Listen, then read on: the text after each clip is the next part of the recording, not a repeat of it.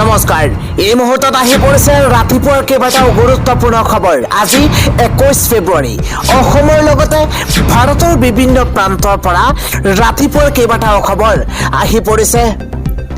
এই মুহূৰ্তত জনাই আছো এটা গুৰুত্বপূৰ্ণ খবৰ। মুখ্যমন্ত্ৰী হিমন্ত বিশ্ব শৰ্মা আৰু মন্ত্ৰী পীযুষ হাজৰিকা অনুসূচিত জাতিৰ শত্ৰু।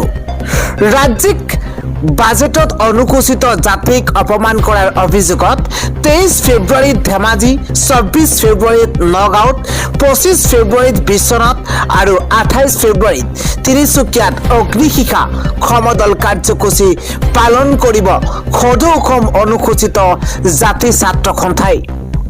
শিৱসাগৰ প্ৰেছ ক্লাবত সংবাদমেল সম্বোধন কৰি এই ঘোষণা কৰিছে সংগঠনটোৰ নেতৃত্বই। পৰৱৰ্তী খবৰটো হৈছে মোৰ বিৰুদ্ধেই 32টা গোচৰ চলি আছে। ইয়াত আৰু এটা গোচৰ যোগ হ'ল। ইয়াক লৈ মোৰ কোনো খেদ নাই।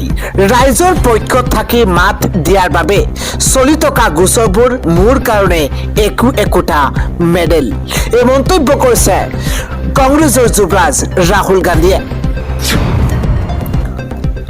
আন এটা খবৰ হৈছে 60 বছৰীয়া কংগ্ৰেছৰ শাসনকালত কেৱল মাত্ৰ কংগ্ৰেছে লুণ্ঠন চলাইছিল। কংগ্ৰেছৰ চিন্তা আছিল কেৱল মাত্ৰ ক্ষমতা দখল কৰা, কিন্তু বিজেপিৰ প্ৰতিজন কাৰ্যকৰ্তাৰ তেজত দেশ প্ৰেম আছে। আমাৰ ক্ষতি হ'ব পাৰে, কিন্তু আমি দেশৰ ক্ষতি হ'বলৈ নিদিওঁ। এই মন্তব্য কৰিছে দিলীপ শইকীয়াই। পৰৱৰ্তী খবৰটো হৈছে ভাৰত মণ্ডপত অনুষ্ঠিত AI ইণ্ডিয়া ইম্পেক্ট সুমিটত যুৱ কংগ্ৰেছৰ প্ৰতিবাদ। প্ৰধানমন্ত্ৰী নৰেন্দ্ৰ মোদীয়ে আমেৰিকাৰ সৈতে কৰা বাণিজ্যিক চুক্তিৰ বিৰোধিতাৰে প্ৰতিবাদ সাব্যস্ত কৰে যুৱ কংগ্ৰেছৰ 10জনীয়া এটা দলে। দিল্লী আৰক্ষীয়ে আটক কৰিছে যুৱ কংগ্ৰেছৰ 10গৰাকী প্ৰতিবাদকাৰীক। আন এটা খবৰ হৈছে কংগ্ৰেছ দেশৰ আটাইতকৈ ডাঙৰ গাদ্দাৰ। দেশ আগবাঢ়িলে কংগ্ৰেছ অস্বস্তিত পৰে। দিল্লীৰ ভাৰত মণ্ডপত অনুষ্ঠিত AI সন্মিলনত যুৱ কংগ্ৰেছৰ প্ৰতিবাদৰ পাছতেই কংগ্ৰেছক ক্ষুদ্ধাৰ সমালোচনা এবাৰ সম্বিত পাত্ৰাৰ। এগৰাকী সম্বিত পাত্ৰাই কৈছে যে কংগ্ৰেছ দেশৰ আটাইতকৈ ডাঙৰ গাদ্দাৰ। দেশ আগবাঢ়িলে কংগ্ৰেছ অস্বস্তিত পৰে। দিল্লীৰ ভাৰত মণ্ডপত অনুষ্ঠিত AI সন্মিলনত যুৱ কংগ্ৰেছৰ প্ৰতিবাদৰ পাছতেই কংগ্ৰেছক সমালোচনা সম্বিত পাত্ৰাই। পৰৱৰ্তী খবৰটো হৈছে ভাৰতলৈ আহিব কণ্ঠশিল্পী শাকিৰা। 10 এপ্ৰিল আৰু 15 এপ্ৰিলত সংগীত অনুষ্ঠান পৰিৱেশন কৰিব মুম্বাই আৰু দিল্লীত শাকিৰাই। আন এটা খবৰ হৈছে প্ৰিয়ংকা গান্ধীয়ে পাকিস্তানী লিংক থকা গৌৰৱ গগৈক ৰক্ষণাবেক্ষণ দিছে।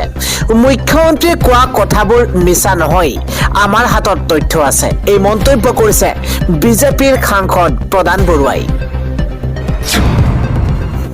আগবাঢ়িছো পৰৱৰ্তী খবৰ। অহা 5 বছৰত অসমক বানমুক্ত কৰাৰ পৰিকল্পনা ব্যক্ত কৰিছে কেন্দ্ৰীয় গৃহমন্ত্ৰী অমিত শ্বাহে। নাৰায়ণপুৰৰ বিশাল জনসভাত কেন্দ্ৰীয় মন্ত্ৰী অমিত শ্বাহ এতিয়া সীমান্তৰ প্ৰতিখন গাঁৱে পাব সকলো সুবিধা। অবৈধ দখলকাৰীক অসমৰ ভূমি দখল কৰিবলৈ দিয়া নহ'ব। 4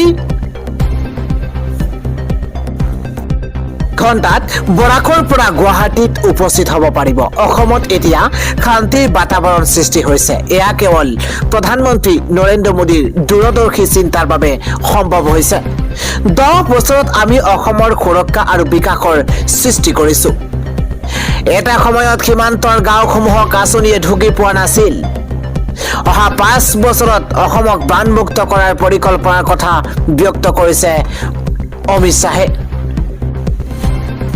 ইফালে কেন্দ্ৰীয় গৃহমন্ত্ৰী অমিত শ্বাহে শিলচৰৰ কাটিগড়া বিধানসভা সমষ্টিৰ নাৰায়ণপুৰ সীমান্তত উদ্বোধন কৰিলে ভাইব্ৰেণ্ট ভিলেজ প্ৰগ্ৰেম টুৰ। ইয়াৰ জৰিয়তে বাংলাদেশ সীমান্তৱৰ্তী গাঁওসমূহৰ আন্তঃগাঁথনি উন্নয়ন আৰু জীৱনৰ মান উন্নতি কৰা হ'ব বুলি প্ৰতিশ্ৰুতি প্ৰদান কৰা হৈছে।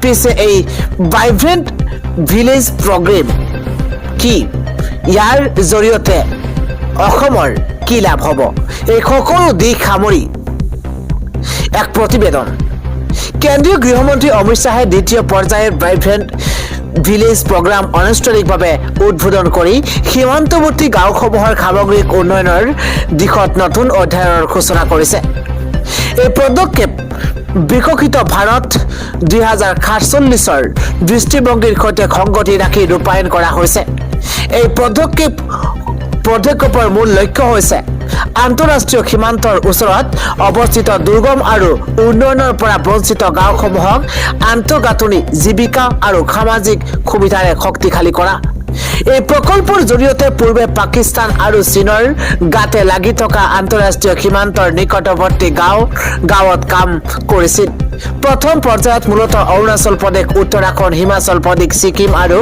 লাডাখ ইয়াৰ অন্তৰ্ভুক্ত আছিল চৰকাৰে এই আঁচনিৰ বাবে প্ৰথম পৰ্যায়ত প্ৰায় 2967খন গাঁৱক চিহ্নিত কৰিছিল কিন্তু শেহতীয়াকৈ ভাৰতৰ চুবুৰীয়া বাংলাদেশৰ ৰাজনৈতিক পৰিস্থিতিৰ পৰ্যালোচনা কৰি বাংলাদেশৰ সীমান্ততো এই প্ৰকল্পৰ প্ৰয়োজনীয়তা অনুভৱ কৰে কেন্দ্ৰীয় চৰকাৰে আৰু যাৰ বাবে চৰকাৰে প্ৰথমবাৰৰ বাবে কাছাৰৰ কাঠিগড়া বিধানসভা সমষ্টিৰ নাতানপুৰ সীমান্তত ভাইব্ৰেণ্ট ভিলেজ কাৰ্যসূচী আয়োজন কৰাৰ সিদ্ধান্ত গ্ৰহণ কৰিছে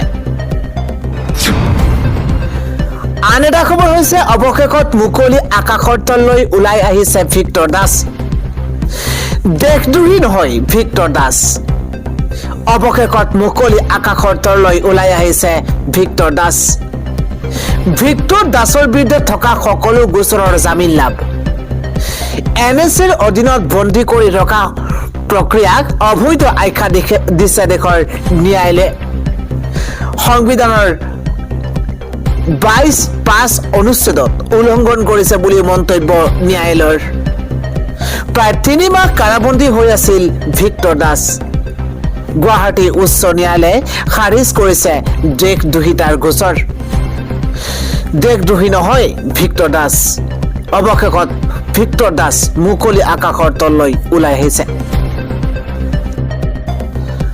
আন এটা খবৰ হৈছে বাবৰি মছজিদৰ সমৰ্থনত দেশৰ সৰ্বোচ্চ ন্যায়ালয়ত পুনৰ হিন্দু পক্ষৰ মুখ ঠেকেচা এটা বিগ ব্ৰেকিং এই মুহূৰ্তত ন্যায়ালয়ত মুখ ঠেকেচা খাইছে বাবৰি মছজিদৰ বিৰোধিতা কৰা হিন্দু পক্ষৰ এটা ডাঙৰ খবৰ নতুন বাবৰি মছজিদ নিৰ্মাণত আপত্তি কৰাৰ অধিকাৰ নাই হিন্দু পক্ষৰ বাবৰৰ নামতেই মুৰ্ছিদাবাদত নিৰ্মাণ হ'ব বাবৰি মছজিদ বাবৰিৰ নামত মছজিদ হ'ব নালাগে বুলি আবেদন কৰিছিল হিন্দু পক্ষই বাবৰক ভাৰতৰ আক্ৰমণকাৰী বুলি দাবী কৰিছিল হিন্দু পক্ষই বাবৰে হিন্দুক গোলাম হিচাপে ভাবিছিল বুলিও দাবী কৰিছিল হিন্দু পক্ষই হিন্দু পক্ষৰ অধিবক্তাৰ এটাও দাবী মানি নললে সৰ্বোচ্চ ন্যায়ালয়ে হুমায়ুন কবিৰৰ নেতৃত্বত মুৰ্ছিদাবাদত নিৰ্মাণ হৈ আছে বাবৰি মছজিদ ন্যায়ালয়ত মুখ ঠেকেচা বাবৰি মছজিদৰ বিৰোধিতা কৰা হিন্দু পক্ষৰ আন এটা ডাঙৰ খবৰ দিন দুপৰতে বৰপেটা ৰোডত এক ভয়ংকৰ কাণ্ড সংঘটিত হৈছে দেশ জোকাৰি যোৱা ভয়ংকৰ কাণ্ড মূৰত বন্দুক ৰাখি দিন দুপৰতে ভয়ংকৰ ডকাইতি কাণ্ড এমুহূৰ্তৰ ডাঙৰ খবৰ বৰপেটা ৰোডৰ কাণ্ডই জোকাৰি গৈছে সমগ্ৰ ৰাজ্য মহিলাক গুলি হোৱাৰ ভাবুকিৰে লুটি নিছে 12 কোটি টকাৰ অলংকাৰ মহিলাক গুলি হোৱাৰ ভাবুকিৰে 12 কোটি টকাৰ অলংকাৰ লুটি লৈ গৈছে দুৰ্বৃত্তই বৰপেটা ৰোডৰ সেনকো অলংকাৰৰ শ্বৰুমত এই ভয়ংকৰ কাণ্ড সংঘটিত হৈছে শ্বৰুমৰ কৰ্মচাৰীক হাত মুখ বান্ধি লুটিছে সকলো সোণ ৰূপ হীৰাৰ অলংকাৰ লুটি লৈ গৈছে 5 ডকাইতে এটা ডাঙৰ খবৰ মূৰক অস্ত্ৰ লৈ দিন দুপৰতে ভয়ংকৰ কাণ্ড কৰিছে পৰৱৰ্তী খবৰটো হৈছে হিমন্ত বিশ্ব শৰ্মা বিজেপিত থকালৈকে বিজেপি চৰকাৰ বনাব নোৱাৰে বিজেপিয়ে চৰকাৰ বনাব নোৱাৰে 45ৰ পৰা 50খন আসনতে স্তব্ধ হ'ব বিজেপি এই মুহূৰ্তৰ ডাঙৰ খবৰ 2026ত পুনৰ চৰকাৰ গঠন কৰিব নোৱাৰে বিজেপিয়ে হিমন্ত বিশ্ব শৰ্মাৰ বাবেই এইবাৰ পৰাস্ত হ'ব বিজেপি। হিমন্ত বিশ্ব শৰ্মা থকালৈকে বিজেপিয়ে চৰকাৰ গঠন কৰিব নোৱাৰে। এতিয়া বিজেপিয়ে ভয় খাইছে। প্ৰলোভনৰ ৰাজনীতিত লিপ্ত হৈছে বিজেপি। জুবিন গাৰ্গকো ন্যায় দিব নোৱাৰিলে বিজেপিয়ে। এইবাৰ ৰাইজে হিচাপ ল'ব বিজেপিৰ। চাহ জনগোষ্ঠীৰ মানুহ আজি বিজেপিৰ পৰা আঁতৰি আহিছে। এইবাৰ বিজেপিয়ে চৰকাৰ গঠন কৰিব নোৱাৰাটো নিশ্চিত। দিল্লীৰ বিজেপি এটা কোম্পানী যেন লাগে। অসমৰ বিজেপি কেৱল এজন ব্যক্তিৰ হৈ পৰিছে। ভূপেন বৰাক আনি বিজেপি দলক দুৰ্বল কৰিছে। দিলীপ শইকীয়া যথেষ্ট ফ্ৰাষ্ট্ৰেটেড হৈ আছে। বিজেপি 45-ৰ পৰা 50-ৰ ওপৰত যাব নোৱাৰে। এয়া মোৰ ভৱিষ্যতবাণী, লিখি ৰাখক। বিজেপিৰ বিৰুদ্ধে এইদৰে কেইবাটাও মন্তব্য কৰি সৰব হৈ পৰিছে প্ৰাক্তন বিজেপিৰ সভাপতি ৰাজেন গোহাঁই। আন এটা খবৰ হৈছে মাত্ৰ 12 ঘণ্টা নহওঁতেই আৰক্ষীৰ জালত পৰিছে গহনা উঠাই নিয়া মিয়া চোৰৰ গেং। ইতিমধ্যে আমি জনাইছো গোৱালপাৰা ৰোডত যি ভয়ংকৰ কাণ্ড সংঘটিত হৈছিল তাৰ এই ঘটনাৰ মাত্ৰ 12 ঘণ্টা নহওঁতেই আৰক্ষীৰ জালত পৰিছে 5 চোৰৰ গেং। অৱশেষত বৰপেটাৰ পৰাই আটক হৈছে গহনা চোৰৰ গেং। এটা ডাঙৰ খবৰ এই মুহূৰ্তত। ভয়ংকৰ কায়দাৰে কোটি টকাৰ অলংকাৰ লৈ গৈছিল মিয়া গেঙে। আটক হৈছে 5 মিয়া, ইমৰান আহমেদ, লুকমান আলী, ছাইদুৰ ৰহমান, লগতে নুৰ মহম্মদ আৰু আবু বক্কৰ ছিদ্দিককো আৰক্ষীয়ে গ্ৰেপ্তাৰ কৰিছে। দুটাকৈ স্থানৰ পৰা আৰক্ষীয়ে গ্ৰেপ্তাৰ কৰিছে চোৰৰ গেঙক। চোৰৰ গেঙৰ পৰাই জব্দ কৰা হৈছে বৃহৎ পৰিমাণৰ সোণৰ অলংকাৰ। যোৰহাট আৰক্ষীয়ে গ্ৰেপ্তাৰ কৰিছে 5জনীয়া দুৰ্ধৰ্ষ গেংটো। যোৰহাটৰ দুটাকৈ ফ্লেটত চুৰিকাণ্ড সংঘটিত কৰিছিল গেংটোৱে। ABC হাইট আৰু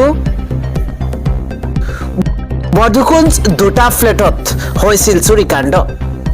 অৱশেষত বৰপেটাৰ পৰা আটক হৈছে গহনা চোৰৰ গেংটো।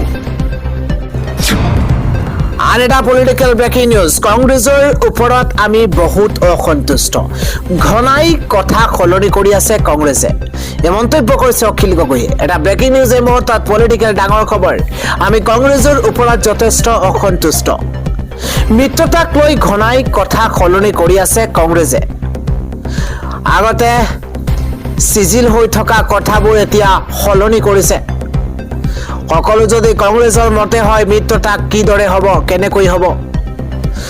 বিৰোধীৰ মিত্ৰতাক লৈ ক্ষোভ উজাৰিছে অখিল গগৈয়ে। অখিল গগৈয়ে মন্তব্য কৰিছে, আমি কংগ্ৰেছৰ ওপৰত যথেষ্ট অসন্তুষ্ট বুলি মন্তব্য কৰিছে অখিল গগৈয়ে। মিত্ৰতাক লৈ ঘনাই কথা সলনি কৰি আছে কংগ্ৰেছে। পৰৱৰ্তী খবৰটো হৈছে নিস্তাৰ নাই বেদখলকাৰীৰ। 5 লাখ বিঘা ভূমিত চলিব ধাৰাবাহিক উচ্ছেদ অভিযান। এই মুহূৰ্তত এটা বিগ ব্ৰেকিং নিউজ। এইবাৰ 5 লাখ বিঘা ভূমিত চলিব চৰকাৰৰ ধাৰাবাহিক উচ্ছেদ অভিযান।